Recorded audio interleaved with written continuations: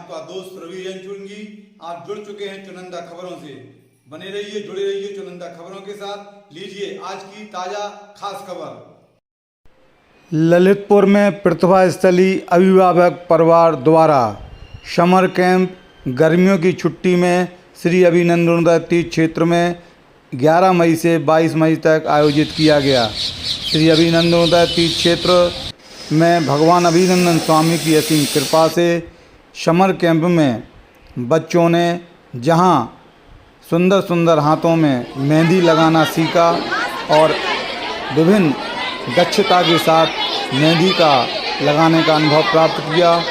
मेहंदी का प्रशिक्षण देने वाली दीदियों ने आचार्य श्री विद्यासागर के गुरु उपकार दिवस के रूप में समर कैंप में बच्चों को अद्भुत कला का ज्ञान दिया, जिसमें नृत्य कला कौशल का भी ज्ञान बच्चों ने प्राप्त किया, बालकानों ने प्राप्त किया और समापन समारोह पर उसकी प्रस्तुतिकरण करते हुए सभी की प्रशंसा लूटी और सभी के प्रशंसा के पात्र बने।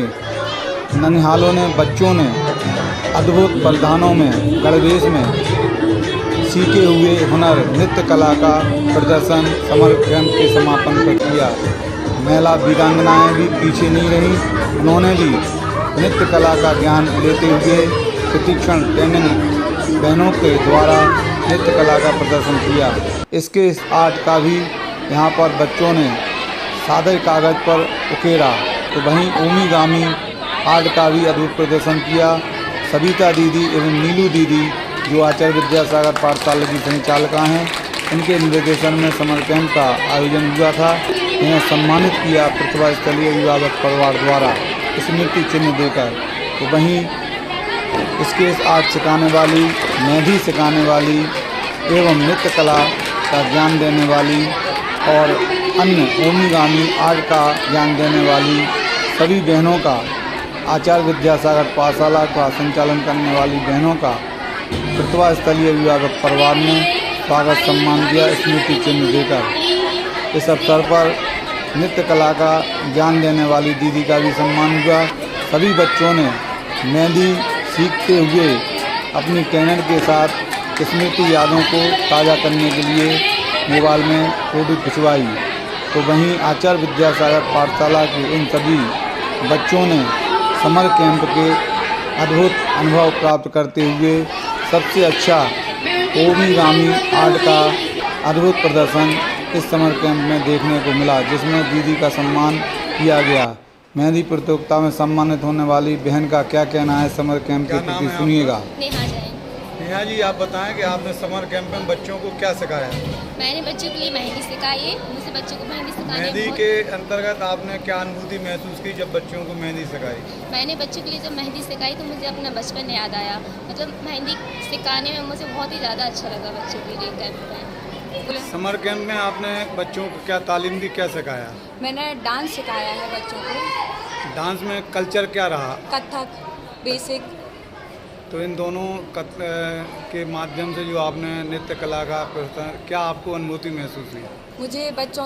मुझे भी उनसे बहुत कुछ सीखने को मिला है और मैंने भी उन्हें सिखाया है। बाकी प्रतिभा स्थली परिवार का बहुत आभार रहा है जो इस साल इन्होंने हमारे अभिनंदनोदय में इतना अच्छा, जिसमें कि केवल डांस ही नहीं, मेहंदी आर्ट बहुत सारी चीज़ें सिखाई गई हैं। हम इन लोगों का बहुत आभार व्यक्त करते हैं। कितना समय लगता था एक दिन में आपको सिखाने में? 45 मिनट। कितना दिन सिखाया आपने? 10 दिन।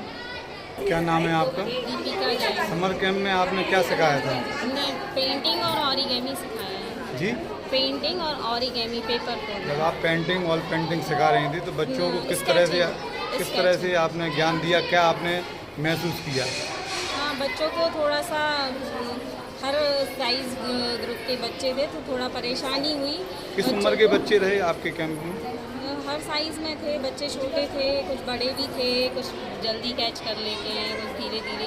परेशानी तो हुई क्योंकि चुनाव थोड़ा बच्चों का हो गया ऑरिगेमी में भी लेकिन हाँ, जो हमने सिखाना चाहा वो बच्चे सीख गए। 10 दिन के समय में वो उन्होंने काफ़ी सीख।